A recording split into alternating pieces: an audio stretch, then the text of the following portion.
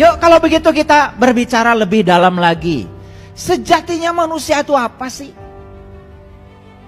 Ternyata manusia itu ada dua unsur. Ada raga, ada ruh. Dan ruh yang ditiupkan Allah ke dalam raga ini bukan ruhnya Saiful, bukan ruhmu. Tapi yang ditiupkan Allah ke dalam tubuh ini adalah ruhku. Ku di situ adalah Allah.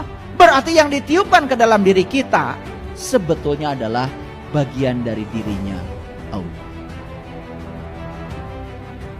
Jadi di sini ada raga, ada ruhku. Jadi ruh itu adalah bagian dari dirinya Allah. Makanya disebut ruh, tidak disebut Allah. Tapi bagian dari dirinya Allah. Seperti bagian dari air. Nih, saya ambil contoh. Saya ambil air nih, 1 botol. Saya ambil 1 tetes. Jawab pertanyaan saya.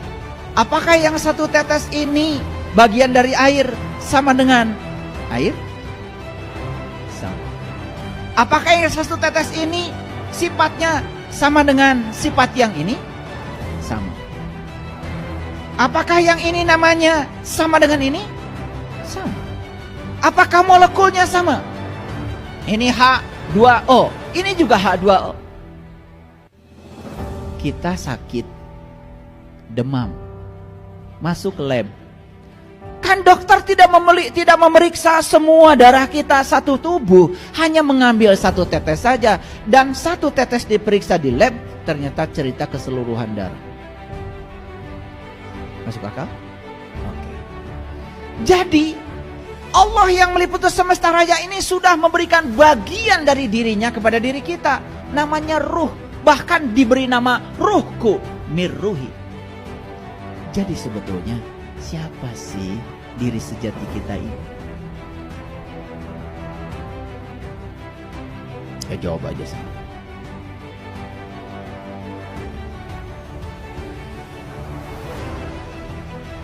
Nah, ruh itu ternyata di Quran dikatakan, nanti ada ayatnya saya sampaikan, ruh itu bermanifestasi supaya gampang dikenali, menjadi nur. Makanya kalau di Islam, kalau berbicara tentang ruh, itu pasti bicara Nurullah, Nur Muhammad, Nur Insan. Itu manifestasi. Sama seperti kapas bermanifestasi menjadi benang. Benang bermanifestasi menjadi kain. Kain bermanifestasi menjadi baju. Kalau sudah bermanifestasi lebih banyak lagi, kan namanya jadi lain. Yang ini namanya jas. Yang ini namanya kemeja. Yang ini namanya celana. Yang di dalam namanya kolor. Padahal semuanya sama.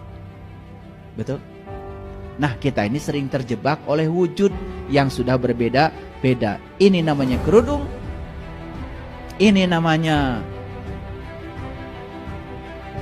apa tuh kalau baju perempuan tuh? Gamis. Ini namanya koko. Ini namanya t-shirt. Ini namanya oblong. Wah, jadi banyak.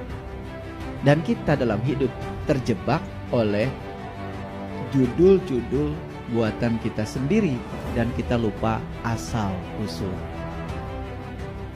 Kalau orang yang sadar ditanya, ini apa? Kapas. Ini kapas. Ini kapas. Yang di dalam kapas.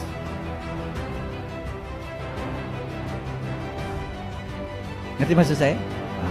Tidak perlu dijelaskan karena ini sudah masuk berpikir. Karena masuk di ruangan ini, semua akan saya ajak untuk berpikir. Kasihan pikiran kita ini. Utuh dari dulu belum dipakai. Makanya ada cerita konon kabarnya di pameran otak. Katanya otak bangsa kita ini paling tinggi nilainya. Di pameran itu harganya paling tinggi. Tahu alasannya kan? Usah dijelaskan.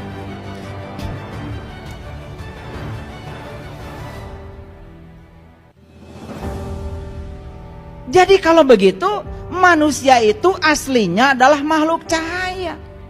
Yang dikaryakan di bumi dikasih raga. Itulah pentingnya kita tahu asal usul. Oh, ternyata saya ini aslinya makhluk cahaya.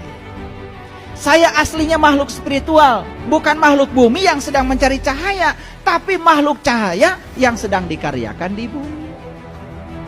Sekarang banyak yang tidak sadar, dikiranya kita makhluk bumi yang sedang nguber-nguber cahaya. Padahal aslinya kita makhluk cahaya yang dibungkus oleh raga untuk mencahayakan semesta. Sadar sekarang? Sadar? Jadi kalau kita sekarang ini tidak berkontribusi mencahayakan semesta, berarti kita tidak sadar kalau kita adalah makhluk cahaya. Sampai di sini mengerti? Lanjut. Jadi manusia bukan makhluk bumi yang mencari cahaya, tapi manusia itu adalah makhluk langit yang diutus ke bumi untuk membawa cahaya ilahi mencahayakan bumi. Jadi aneh ya, kalau manusia menebarkan hoax itu kegelapan, menebarkan fitnah itu kegelapan, menebarkan kebencian itu kegelapan. Maaf ya, kan banyak sekali sekarang. Demi untuk ambisi pribadinya, manusia rela mengorbankan diri sebagai makhluk cahaya menjadi makhluk yang penuh dengan kegelapan. Sadar sekarang? Yuk ulangi lagi supaya sadar.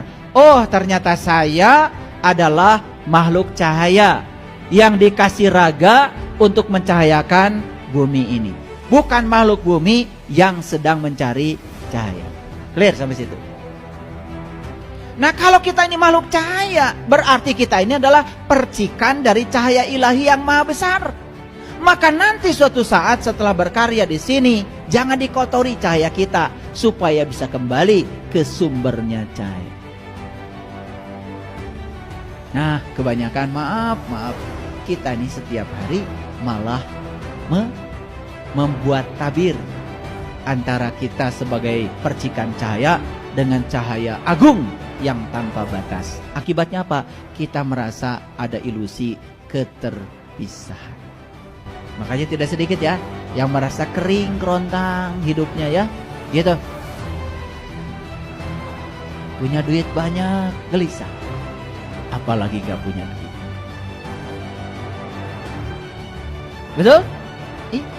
Memang duit itu tidak akan dibawa mati. Tapi kalau nggak punya duit, serasa mau mati.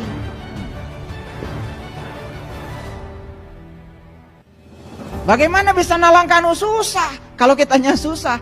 Padahal ajaran leluhur kita sing bisa nalangkan susah. Berarti kita ini harus benghar, lahir